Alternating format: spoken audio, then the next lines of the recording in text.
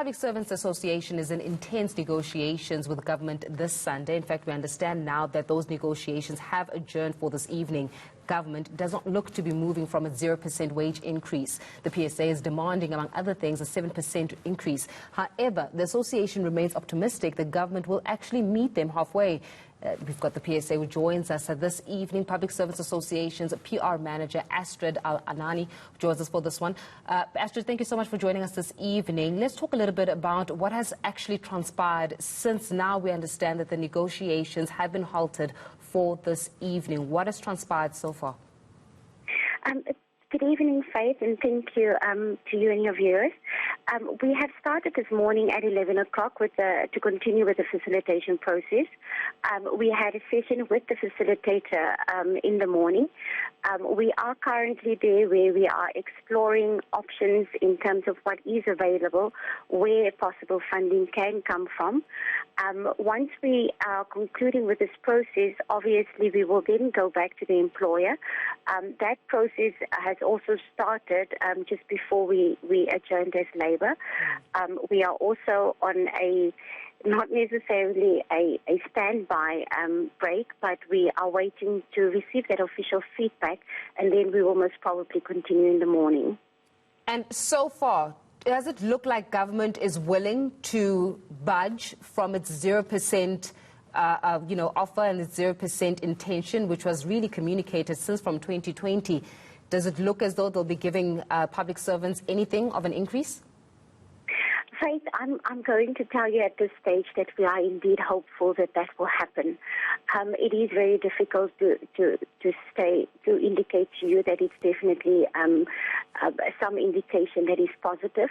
I cannot. I think we are at that part of the discussion where we are trying to unlock information in order for us to make also that determination to see if there is an appetite from parties to urgently and quickly reach a settlement on this matter before it escalates any further. Yeah, let's speak a little bit about, the government has been lamenting for time and time now that they do not have money, they do not have sufficient funds, they've been rocked by the COVID-19 pandemic. Should they come back to you as negotiators and say, guys, we simply do not have the funds for this, what's your next move? Faith, that is one of the issues that we are also trying to look at. Remember, it is easy for one party to dictate or prescribe what the narrative is and what the narrative is supposed to be out there, whether there is funds available or whether there is no funds available. I think that any good negotiator or a process that is proper and fair would allow the unlock of information which can either prove that there is indeed no funds, or we merely accept what it is that is the message that is out there, the message that has been given without looking at the actual facts. So this is part of the process that we are involved in now, to unlock that information so that we can also not be unrealistic, but in the interest of the country make sure that we take a responsible way forward. Will you be filing a dispute? Well, that is part of the options that we have. It's difficult to negotiate when you have got such tremendous pressure. You want to make sure that you reach agreement as fast as possible, and if there is no prospects for it, to unlock the process through the dispute. And we did canvass our members who are in favor of it, but obviously as far as being responsible as a trade union, we have to make sure that we do it at the appropriate and correct time. Astrid, very quickly, what does an appropriate or satisfactory negotiation look like for the unions? What would make you satisfied as a union?